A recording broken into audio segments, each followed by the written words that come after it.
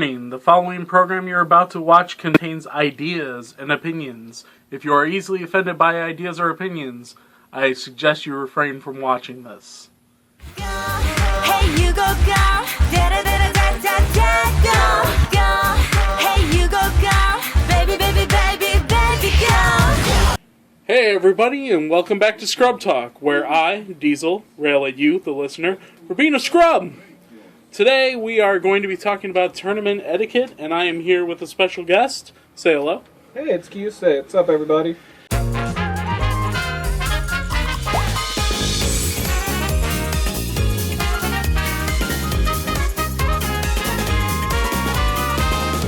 Kyusei decided that he wanted to come in with me on this episode of Scrub Talk because he feels like he can enlighten you in ways that I cannot. And he's probably right, so I figure we should just get started. Alright, so before we get started, we should talk about what etiquette means. Etiquette is what you do when you're around other people to make them think that you are a mature adult. And if you can't deal with people for more than 5 minutes, we're going to just teach you how to fake it till you can make it, man. That's right. So, some good examples of this outside of the card gaming world is to, speak in a normal, clear tone. Let people know that you're paying attention to them when you listen. Eat your food with a fork and a knife. Normal adult things that you would expect people to know and do. It seems old school, but sir and ma'am to older people. Show respect. Saying please and thank you. These kind of things are like losing traction in our society, and they really shouldn't, because they make you look like such a good person. Just like little tiny things. Be polite these days, and people will treat you like a god. That's right. So we're going to tell you how to be polite to each other when it comes to tournament play. And a lot of the same rules still apply. If you're going to look at somebody's deck, ask them nicely first. Use the word please. Makes you look awesome. When you are with someone at the table and there's a problem, address their problem clearly and don't treat them like they're an idiot. Yeah, the worst thing is when you've got a judge walking around trying to make sure everything's flowing, and instead of, hey, judge, can you help us with this problem? It's just, oh, well, you're dumb. Oh, well, you can't possibly be right. I know this for sure. Just... Right. No battles. So, talking in that, we should probably talk about different tournaments versus one another. So, let's talk about local tournaments versus big tournaments. Now, I'm sure many of you have gone to a tournament at your local store and thought it was a big tournament. Some people get a lot of turnout for their tournaments. Usually, Magic people could expect to see, 20, 30 people? Yeah, easily. Even at our own locals, we can see anywhere up from 24 to 30 Vanguard players a night. However, that does not make it a big tournament. Tell them what a big tournament is, Kiza. So big tournaments for various games. For Card Fight, it could be anything from ARG to Springfest. For Magic, it could be, what are they? PPTQs. Yeah, there you go. Grand Prix trials. With Yu-Gi-Oh, they have TCG player tournaments. For Pokemon, you've got regionals and other big events. So, generally, a big tournament is a tournament where there's something actually at stake. I'm not talking about prize support, you local people who with your, but there's 15 packs in the prize pool tonight. I'm talking about something legit, like recognition. We're talking about Bushy Road putting your name up on the website, or an ARG. Usually there's a cash prize, a significant cash prize, with Grand Prix trials and things like that. For Magic, there's acceptance into larger tournaments, so a regional for Vanguard leading into nationals. Yeah, like winning some of these big tournaments, you get free passes to fly, just various locations to play a game. There's big things at stake. And it's not that big tournaments don't happen at local shops, but your locals is your weekly tournament. The place that you go with your fun decks to try things out and play at a competitive scene without it meaning a lot, without there being a lot of background high stakes in it. as we go along through today, we're going to talk about the difference between these things that we talk about at your local tournament and at big tournaments. It matters, so I want you guys to pay attention, because when I tell you that you should not do something at locals, that's because it makes you a dick. No one wants to be a dick. So first things first, you got to talk about what you want to achieve when you are at a tournament. When you go into any tournament, sure, you want to win. Everybody wants to win. But what do you want to achieve by the end of that tournament goal? And this requires you to think honestly about your ability to play the game. So at local tournaments, what do you want? It really depends. Some weeks I just want to go up there and try something new, or just show people something fun. Like one week I took a crazy deck that I just made homebrew, and everybody loved it. They laughed. It was hilarious. Sometimes you want fun, and then sometimes you can take that competitive deck and aim for getting something. Yeah. Sure. And there is no harm, even at the local level, to want to win. If you go in there with a deck and you're like, I want to get packs tonight, I want to make sure that my name's in the top 3, then you play your best deck and you do your best and you go in there like that. If you want to go, I want to have the best time I can, grab something fun or something that your players haven't seen before, a homebrew, give it a shot and see what's going on. Or a deck that's really fun to play but isn't like hyper competitive. Those are fun to do. Okay? Even at a big tournament, the same question applies, but then you have to take in an honest assessment of your ability. Because remember what I said before, you're bad! So you guys got to remember what is good and what is bad when you are going to a high-level tournament. So, if you are a scrub, as we defined earlier, you are probably not going to make it into the top 16 at the very first regionals you go to. It would just be silly to think otherwise. So you have to wonder, what can you achieve? Well, you can figure out what your play style is. You can figure out how to beat a highly competitive deck. Or your goal could be just to do better than you do at a local range. To show people that you are somebody that they want to play with. My goal, usually, when I go to big tournaments, is to leave every opponent saying, that game was fun. Whether I won, whether I lost, whether it was a blowout or it was super duper close, I want them to go, that guy was cool, I want to play with him again, and I learned something from that match. The biggest thing that I want to achieve every time I go out for a big tournament is to learn something new about the way I play and how to make my play better for the next time I go. Something we want to talk about real quick is helping your meta. So, veteran players, I'm talking specifically to you, whether you consider yourself a scrub or a try-hard, or somebody who's genuinely good at the game, like you exist. Anyway, helping your meta is helping everyone in your locals understand what it means to play in a competitive environment.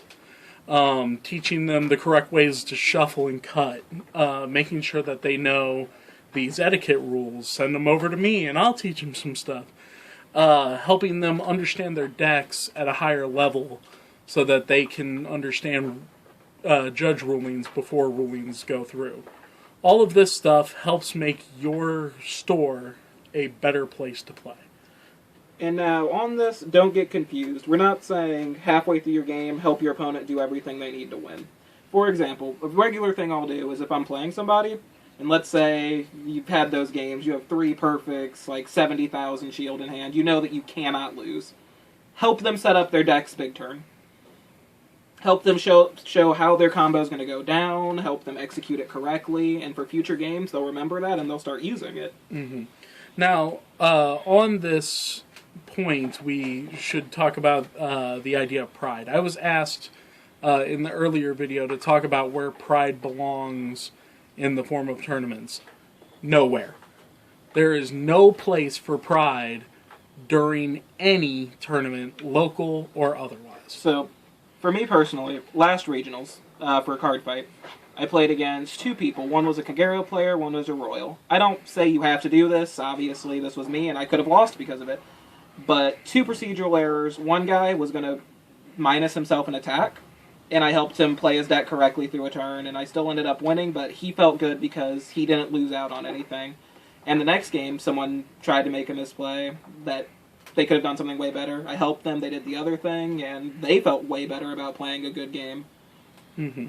Now, not everybody's going to accept your help necessarily. They might tell you, no, I want to do it on my own. I want to know my mistakes at the end of the game, not during the game. And you should respect that. But overall, everybody wants to be better. And so it doesn't hurt you at all as a veteran player to give them that little boost. In fact, it benefits you because the more good players you have at your store, the better you will get while playing them. If everybody grows, you grow as a result. So by all means, help out your fellow players, get them on the right track, and if you crush them because you are just clearly outclassing them, or you're a tryhard, shake their hand anyway and tell them that they did good. Tell them what they did right. Make them feel like they participated in the game. And then as this veteran player, odds are you know matchups, you know how decks work. You can help talk to your opponent about things in their deck, maybe make some suggestions, and they're not always going to listen, but at least you're showing that you care. This next part doesn't apply very much to the local level, but it makes a huge difference in a big tournament. When you sit down across from an opponent, you are showing them that you respect the fact that they came out for the day, that you are getting a chance to play some cards, and that you are going to learn something about your deck. So please, shake my goddamn hand. It's not that hard. Watch this. Hand out, clasp, shake. That's it. That's all it takes. We did. Hey, we got there, and we didn't have to worry about a thing. It was fine.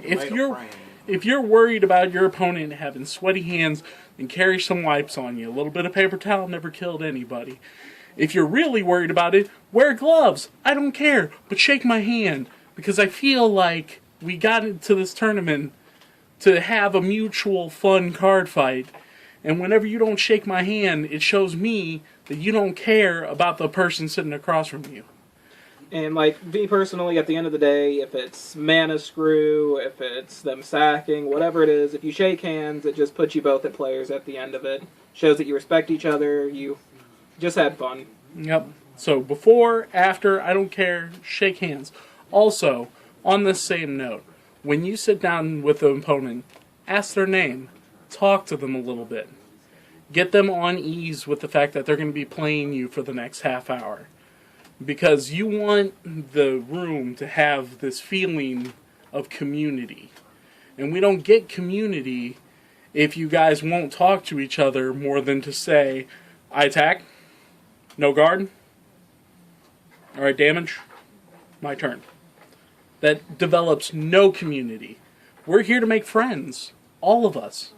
And whether you're at a big tournament or at a local tournament, you should be friends with the people that you play with. In the end of the day, it's just a game. But if I can make a friend while I'm doing it, you bet I'm going to try. Shake my hand. Do it. Let's talk a little bit about tournament organizers and judges. So a tournament organizer, for those of you who aren't in the know, is the person who runs your tournament. The person who takes your names, sets you up in the system, gets your rounds going, keeps track of time, all that stuff. And your judge is the person that you call on for rules questions and to make sure that there are no mishaps in gameplay. At a local level, how often do you call your TO or your judge, Kusei? Pretty much never. Almost never. And that's kind of true of most of my more skilled players, is that they will rarely need me to figure out a judge ruling or something at the local level. They either look it up online, they figure it out themselves. If they need a time, if they know it's going to take some time and they need a time extension, they let me know, because the judge is often also the tournament organizer at the low level. So giving them a shout out to let them know that you are looking up a ruling is sometimes important. But in general, I don't get bugged a lot by my veteran players. My novice players, however, will call me for every little thing. Now, respecting your TO is a really big deal because your TO puts a lot of work into making sure that your tournament runs smoothly. The worst thing that I think ever happens to me as a TO is when we are hitting 7 o'clock. It is close to tournament time. And people start to congregate around me and where I'm sitting. Clearly, I'm putting in names into the system. I'm trying to get people going. And what do they want? Where's round 1 pairings? Yeah. Can you grab me some cards before the tournament starts? I have a write-in that didn't get put in earlier because I wasn't listening for last call. These kind of things drive me insane. And a couple weeks ago, I had to start a tournament 3 times over because of problems. And I don't mind adding in people if they weren't here to put themselves in, if they didn't get their name on the sheet or whatever.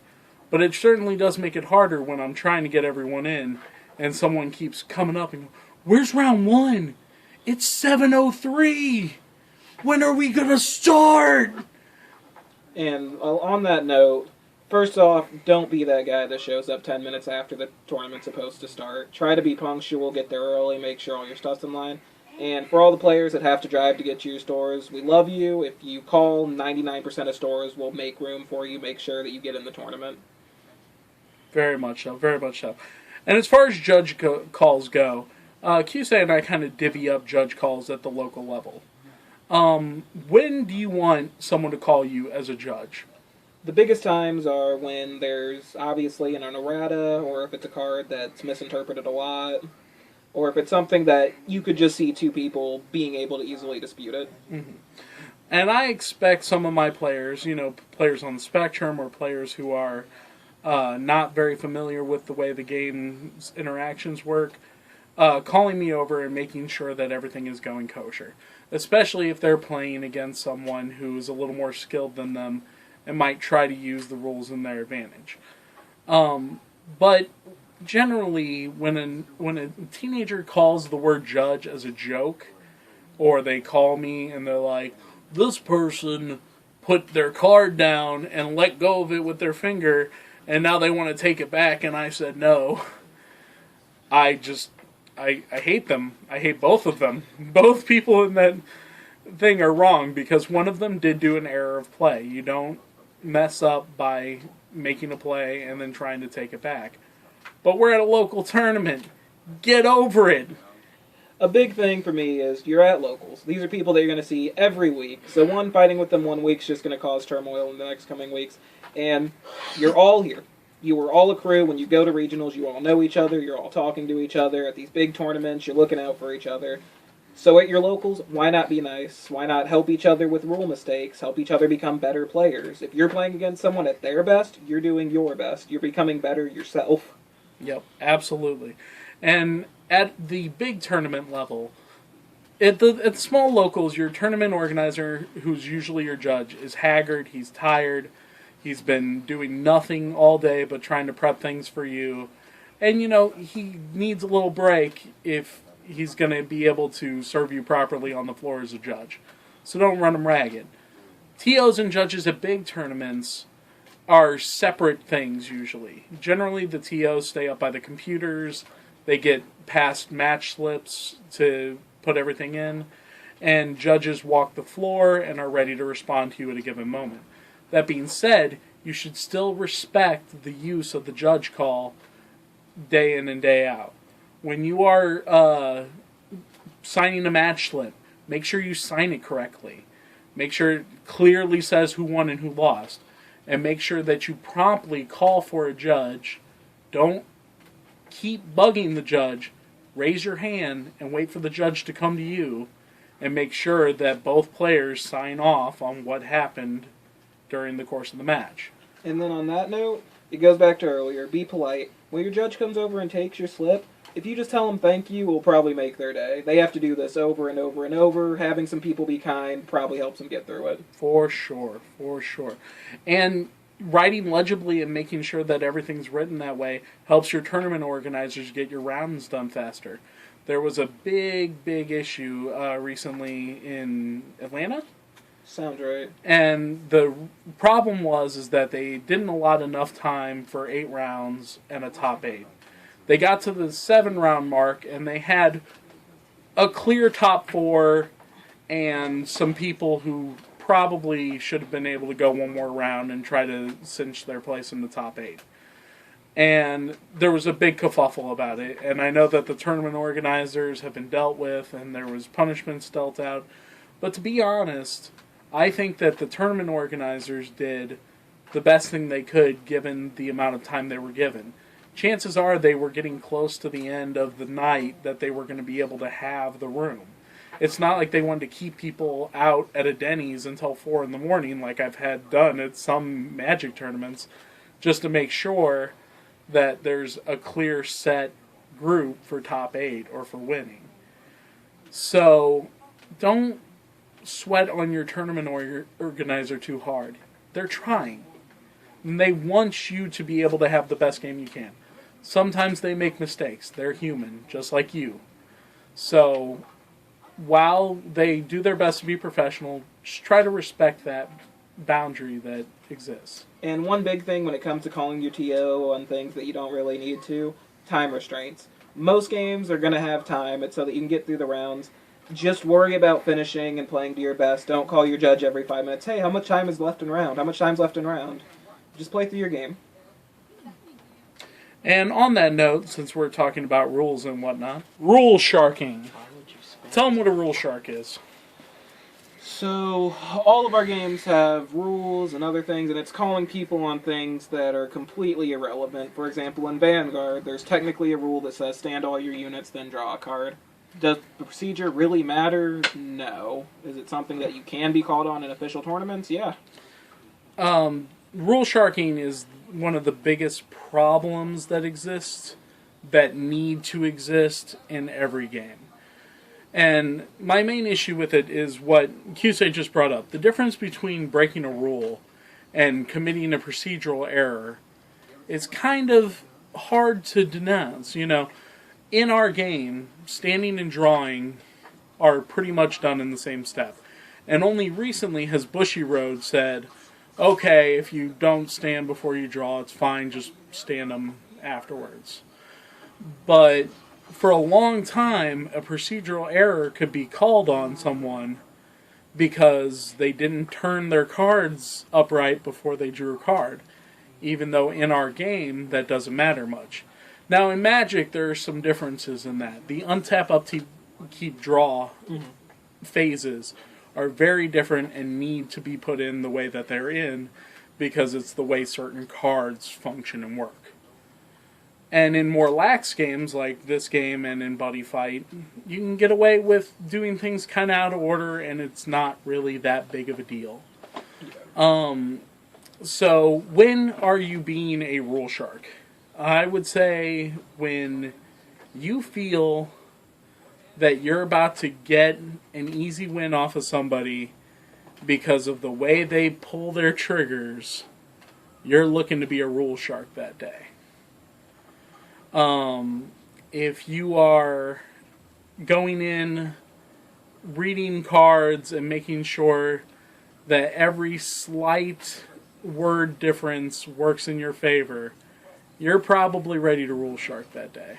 When it comes down to you versus your opponent and you're both playing decks, and rather than banking off yourself being a better player and just hoping that they make a procedural error that you can call on, that's sharking. And it's at the local level, especially, not cool. Yeah. Now, let me remind you all just one more time. You're bad! Now that you've heard that one more time, let me tell you that rule sharking at the low levels, at locals, is a dick move. Mm-hmm. Anybody who goes out of their way to try to mark procedural errors and try to build up warnings and disqualifications on someone based on procedural errors is a dickhead.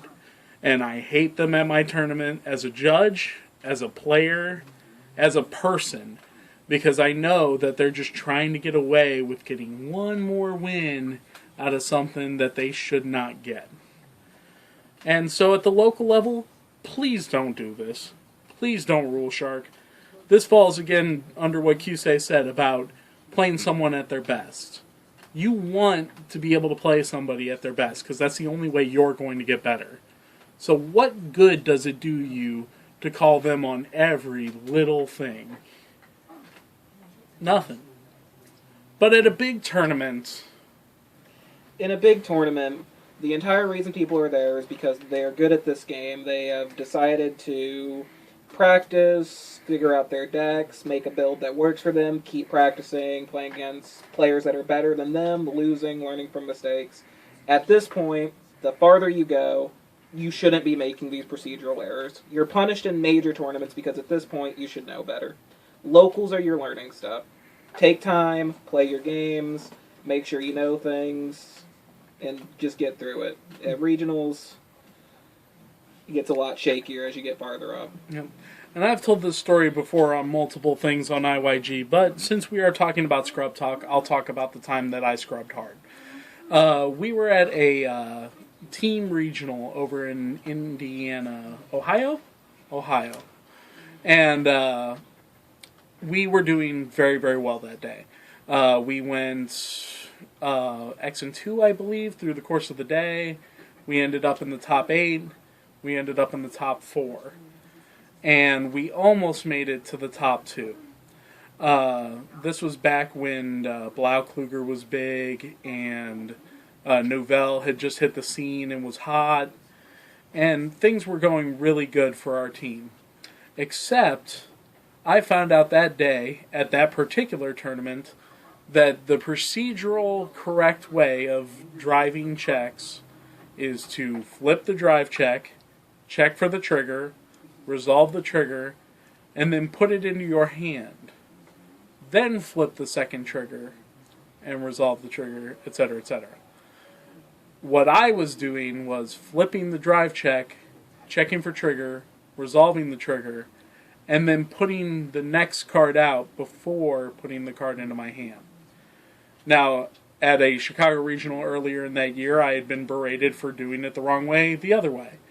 And this time I was being told that I was doing it the wrong way, this way. That was a judgment error in tournament organizers, and as far as gameplay goes, it didn't change anything. But I had been warned in the top 8 not to do it because I did it against an opponent, and my judge saw it and called it. Then when I was in the top 4, in an area where I was about to win the first game of the top of the 2 of 3, I made the mistake, and my opponent, with just the worst grin ever, calls over a judge and goes, "I hate to be that guy, but he didn't turn that trigger into his hand before flipping the second trigger." And the judge looked at me and goes, "You lose first round. Reshuffle and play again." Guy caught a good hand in the second game, and we were out. Because I didn't do the game right. And I'll admit now, it was hard for a long time for me to think about anything other than the fact that I got rule sharp. But now, I will freely admit that I knew by top 8 what was expected of me for the course of the rest of the day. And I should have driven it into my head harder and made sure it was not a problem in the top 4. And on that note, all games are the same. They all have rules. So I was playing a game, and what it was it involves models and moving them. And I was moving a model. If I got it to this right position, I won the game, made it to the final round of tournament, guaranteed first or second. As I was measuring and moving, a guy bumped a model. Rules-wise, the judge cannot tell where it originally was. I get to put the model wherever I want. I wasn't going to do that to him. I knew that I wasn't going to make it. I shook his hand. Afterwards, he went and bought me a drink. We just became good friends after it. It was... And that's a lot of the difference between the impression that you leave based on whether you're going to rule shark or whether you're going to play the game like you know you're supposed to play it. So when you're out there in locals, don't rule shark. When you aren't, be ready for it to happen to you. And if you need it, as far as things go, it is technically a tool in your arsenal. But at the end of the day, the player that you play against will respect you more for playing the cleanest game that you can possibly play. So make sure that you do that. And that's all the time we have for this episode of Scrub Talk. I want to thank QSA for coming out today. We really appreciate your input. Woo! And remember, guys, that you can't get better until you honestly tell yourself in the mirror that you are bad. Keep scrubbing, folks. I'll talk to you next time.